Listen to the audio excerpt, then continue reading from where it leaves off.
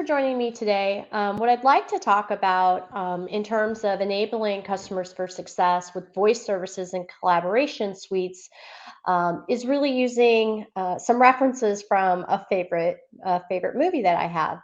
There's a tremendous amount of expertise in the marketplace on the design, the architecture, the technical requirements, and some of the programs that Microsoft Teams and Zoom have for partners and carriers to enable voice in their collaboration platforms.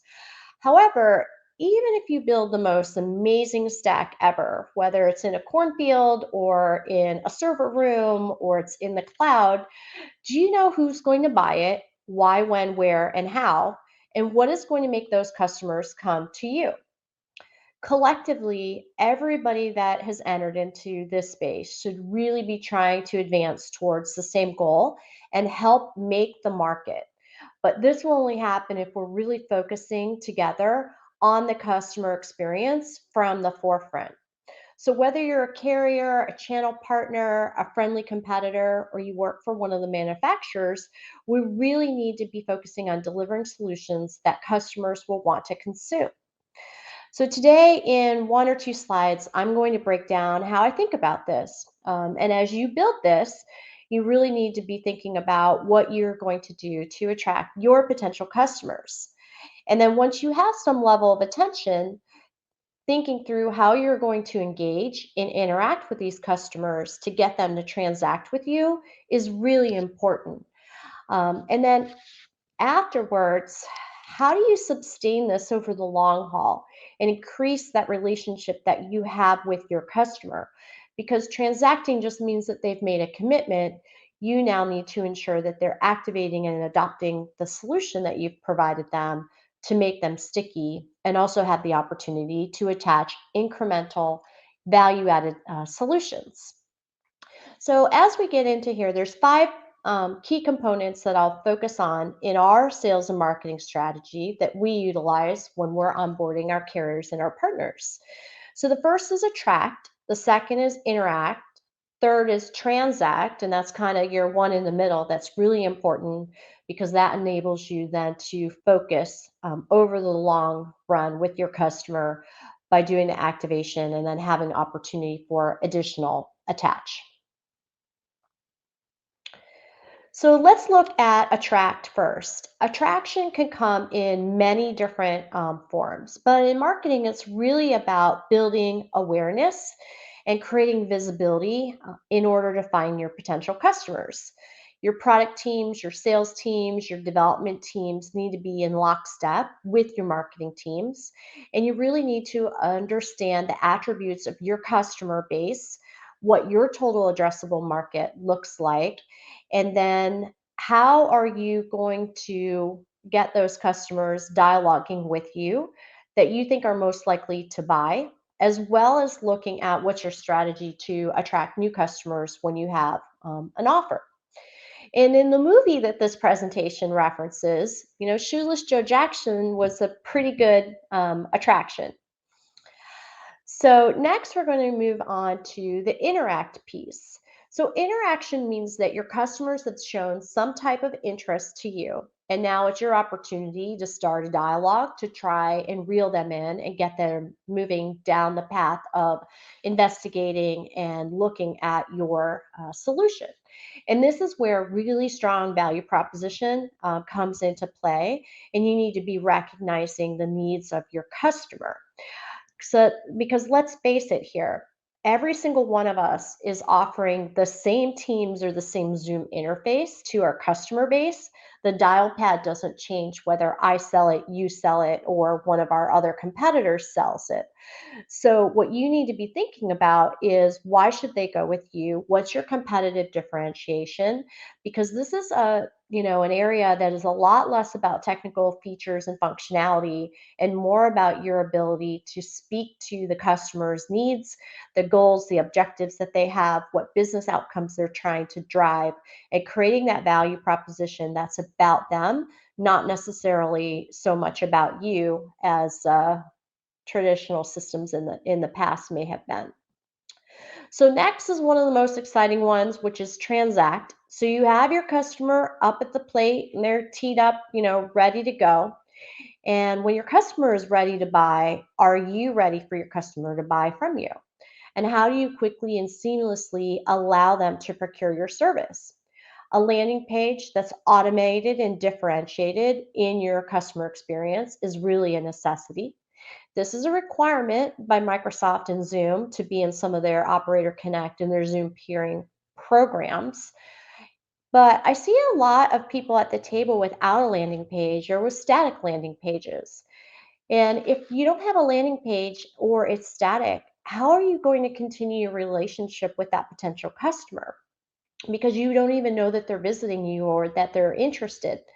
And if they can't figure out how that they can procure your solution, they're likely to go back to that main admin site and seek somebody else, who can.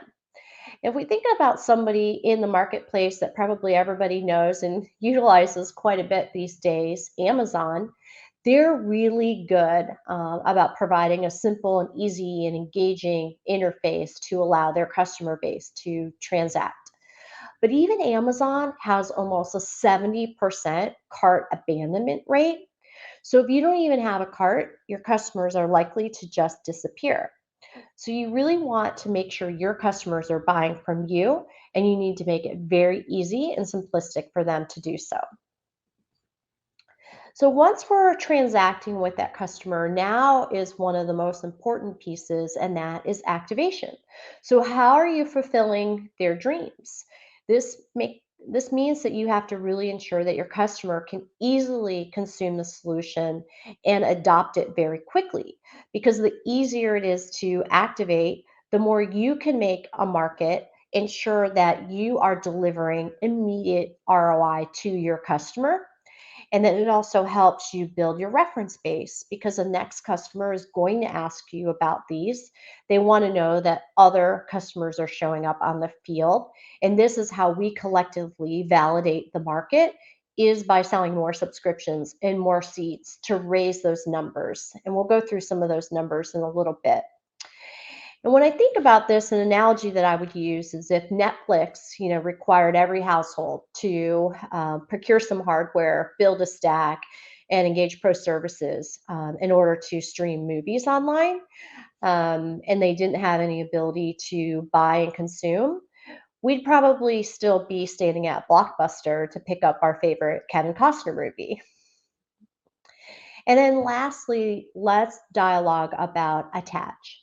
Attach is your future. This is your future pipeline. This is your future revenue. This is your future opportunities to continue this long term relationship that you have with either your existing customers or new customers that you're attracting to your solution. It's important to further your trust advisor status by attaching new solutions and capabilities to their voice enablement solution.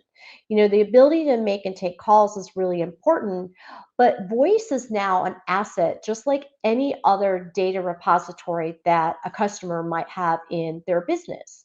And you need to show them the path of how they can gain additional value and return on investment from their voice assets. So there's all different types of ways now with AI or artificial intelligence. Think about Siri or Alexa or Bixby or Hey Google that you might have in your home. These are now entering into the workplace, and you can use those voice asset to, produce analytics, get insights, get the tone and temperament, do transcripting, uh, develop proactive follow up so people don't necessarily have to do things manually or reminders. And these are all different features and functionality that AI is going to be making mainstream in a business, and people are going to start to expect it.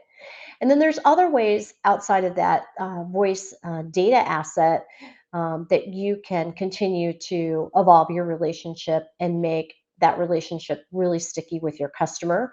So that might be procuring them new devices, either for the phone or for meetings or for events, helping them convert from a traditional manual fax machine into e-faxing, doing some of the call recording, and of course your own value added services wrappers. And this will really expand the experience of the modern worker and allow them to experience productivity gains, get insights into their business, and help with that return on investment.